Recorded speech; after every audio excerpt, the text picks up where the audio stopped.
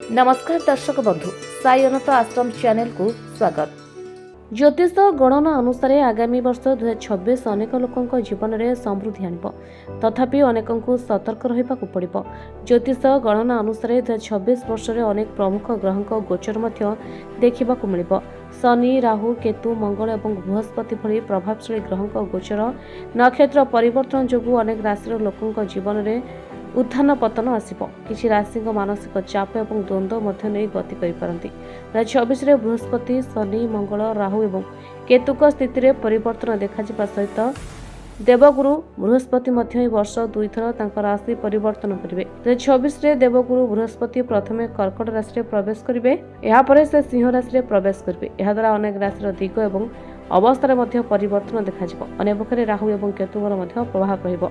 एपरी परिस्थिति में सिंह एवं कुंभ राशि में जन्म होइतिबा लोकों 2026 वर्षटी बहुत कष्टदायक हेबो। सिंह राशि 2026 वर्षटी भल साब्यस्त न होइपारे।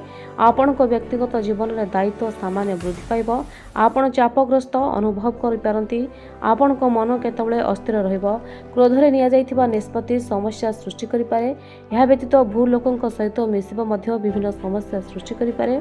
एपरी परिस्थिति में सिंह राशि लोक मैंने 2026 निज कथार संयम रखा उचित।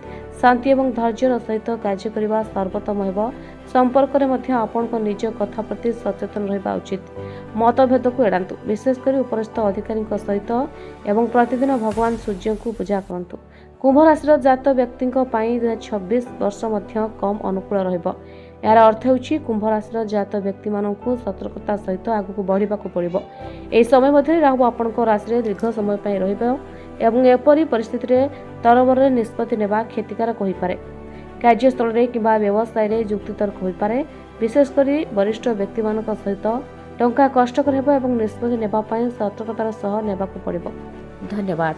हमें पुओ को नहीं कि बाबा पाख आसला परे आपनकर कोन परिवर्तन हेछि? पुओर जो गोड़ हाथ फाटुला तार भी कोन परिवर्तन हेछि? हाँ आज्ञा मो एमती जड़े सांग पिला शुणिकी आपण पाक आसली, किंतु आसला मो पुओ दीर्घ 7 वर्ष है जो कष्टा भोगुला मोर हृदबोध हो 7 दिन गला भाया लगे। तेणुक बहुत सल्व हो जाए।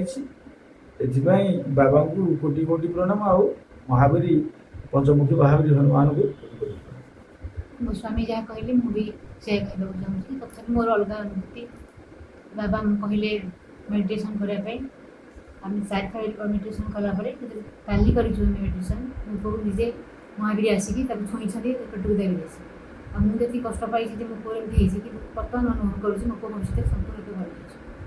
अच्छा पुओ एडी आसिले परे मोर जति माने कष्ट थिला मो आगुरु जमा चली पारुनथली। एडी जति सप्ताह भीतर आसिलिनी माने मते एते भल लागुची। मो तो चली होछ, बुली होछ, खेली होछ, सब भल लागुची। आगु मु किछि करै पारुनी।